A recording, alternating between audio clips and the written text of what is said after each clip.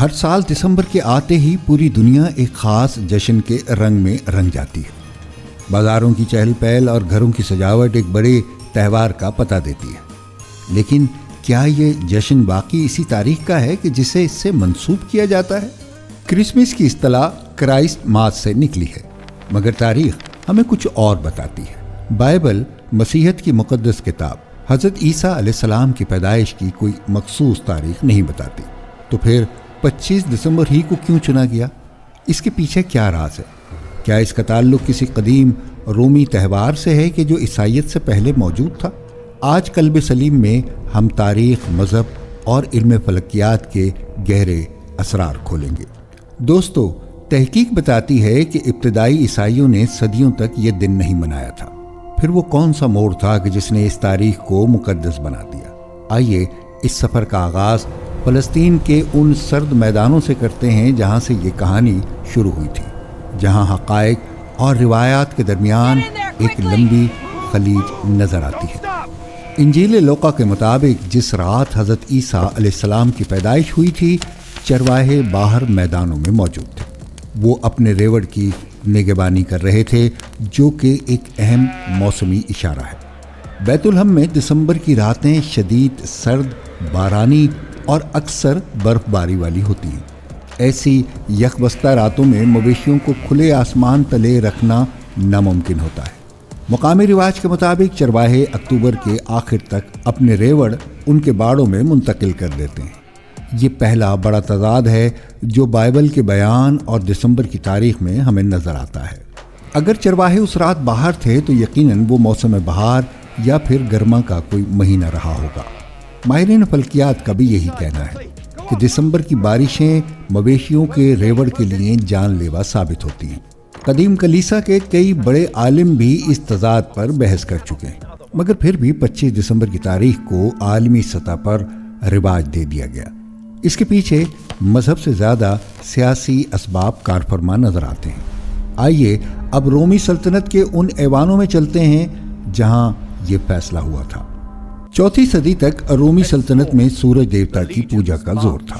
25 دسمبر کو وہ سولین انویکٹس یا دی انوینسیبل سن یعنی ناقابل شکست سورج کا یوم پیدائش مناتے تھے۔ اس دن سردیوں کا وہ وقت ختم ہوتا جب دن چھوٹے اور راتیں لمبی ہوتی تھی۔ رومی اسی روشنی کی واپسی کا جشن مناتے تھے اور پھر بڑے پیمانے پر قربانیاں کرتے۔ جب بادشاہ قسطنطین نے عیسائیت قبول کی تو اس کے سامنے ایک بڑا چیلنج تھا کہ وہ عوام کو ان کے قدیم اور پسندیدہ تہواروں سے دور نہیں کرنا چاہتا تھا۔ چنانچہ ایک سیاسی سمجھوتے کے تحت مشرکانہ تہوار کو عیسائی نام دے دیا گیا۔ سورج کی جگہ حضرت عیسیٰ کو دنیا کا نور قرار دے کر 25 دسمبر کو ان سے منسوب کیا گیا۔ اس طرح رومی عوام کے لیے نیا مذہب اپنانا بہت آسان ہو گیا۔ تاریخ دان لکھتے ہیں کہ یہ مذہب کی سچائی سے زیادہ سیاست کی ضرورت تھی۔ قدیم مسیحی مفسرین نے بھی اس تبدیلی پر احتجاج کیا، مگر بادشاہ کے سامنے سب بے بس تھے۔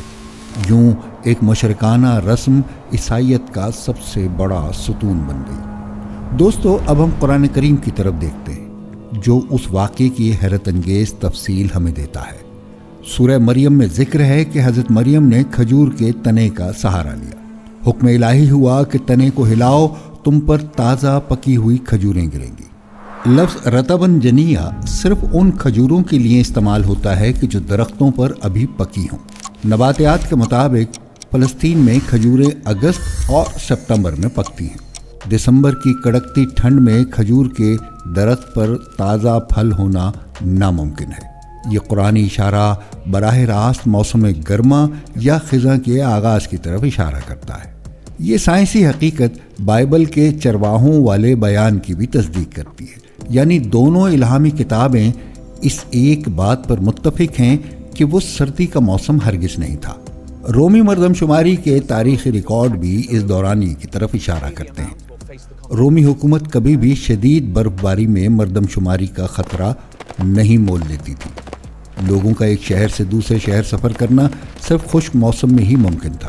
تو یہ تمام تاریخی کڑیاں مل کر 25 دسمبر کی تردید کرتی ہیں۔ سچائی کتب سماوی اور زمینی حقائق دونوں میں چھپی ہوئی ہے۔ دوستو، کیا آپ جانتے ہیں کہ کرسمس ٹری کا حضرت عیسیٰ کی پیدائش سے کوئی تعلق نہیں؟ یہ روایات شمالی یورپ کے جرمن قبائل سے آئی ہیں جو درختوں کی پوجا کرتے تھے۔ وہ سردیوں کی طویل راتوں میں ہرے درختوں کو گھر لاتے جو زندگی کی علامت سمجھے جاتے تھے۔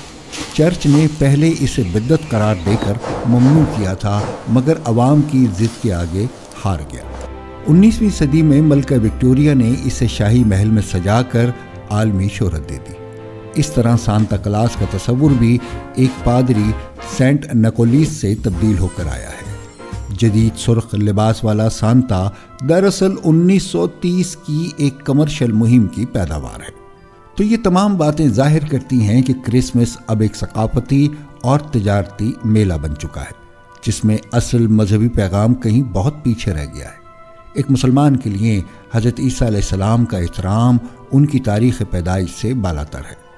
قرآن کریم میں حضرت عیسیٰ علیہ السلام کو روح اللہ اور کلمت اللہ کے معزز لقب سے نوازا گیا ہے۔ ان کی تعلیمات محبت، عاجزی اور انسانیت کی خدمات پر مبنی تھی۔ ان کی پیدائش چاہے کسی بھی مہینے میں ہوئی ہو، ان کا پیغام ابدی اور آفاقی ہے۔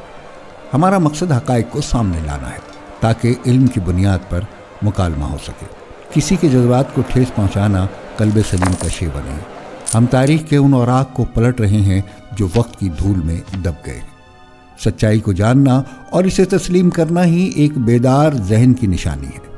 حضرت عیسیٰ علیہ السلام کی تعلیمات پر عمل ہی ان سے سچی عقیدت کا ثبوت ہے۔ دنیا کو آج پھر اسی امن اور بھائی چارے کی ضرورت ہے جو حضرت عیسیٰ نے لوگوں کو سکھایا۔ تاریخ کے سفر میں ہمارے ساتھ رہنے کا بہت شکریہ۔